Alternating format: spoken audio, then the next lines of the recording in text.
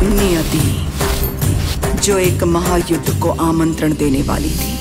Hello বন্ধুরা, কি অবস্থা, কেমন আছেন সবাই? তো যাই হোক, ফাইনালি মুক্তি পেয়েছে আপকামিং ইন্ডিয়ান তেলুগু ল্যাঙ্গুয়েজের 3D অ্যানিমেশন ইপিক অ্যাকশন সিনেমার teaser Baahubali the eternal war part 1। Already এই সিনেমার টিজারটি হিন্দিতে রিলিজ হয়ে গেছে আর আমি দেখেছি। তো চলুন দেখা যাক কি কি আছে এই সিনেমার টিজারে। বাইলোক কিছুদিন আগে মুক্তি পেয়েছে বাহুবলী দ্য ইপিক। এই সিনেমার পোস্ট ক্রেডিট সিনে অনেকেই বাহুবলী দ্য ইটারনাল ওয়ারের টিজার দেখতে পেয়েছেন, আবার হয়তো অনেক জায়গায় দেখতে পাওয়া যায়নি। বাট এবার ডিজিটালি রিভিল করা হয়েছে, তাও আবার 3D অ্যানিমেশনের মাধ্যমে। যেভাবে কনসেপ্ট, স্টোরি লাইন, আইডিয়া দেখতে পাওয়া গেছে তার রিয়েল বাহুবলীর থেকে কোন অংশে কম নয়। আর এই সিনেমার টিজার যেভাবে প্রেজেন্টেশন করেছে রিয়েলি এক্সিলেন্ট লেগেছে।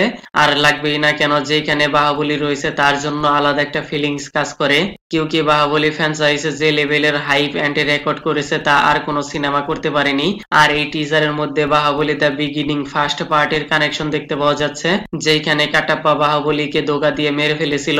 তারপরে বাহুবলীর আত্মা 14 রিয়েলমিস পার করে সিধা পরলোকে চলে যায়। ওইখানে ইন্দ্র এন্ড বিশাসুরকেও দেখতে পাওয়া যাচ্ছে। ইভেন তাদের দুইজনের মাঝে ফাইটিং করতেও দেখা যাচ্ছে, কিন্তু কেন তা রিভিল করা হয়নি। আর তার অপোজিটে বাহুবলীর আত্মা কঠিন তপস্যা ধ্যানে রয়েছে। বিশাল বড় শিবলিঙ্গের সামনে ড্যান্স করতে দেখা যাচ্ছে।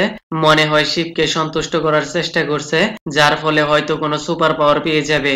তারপরে ইন্দ্র কেন বাহুবলীকে মারতে চাচ্ছে, ইভেন তাদের মাঝেও যুদ্ধ করতে দেখা গেছে, কিন্তু কেন তা রিভিল করা হয়নি। টিজারের মধ্যে বহুত সারি টুইস্ট এন্ড টার্নস রয়েছে।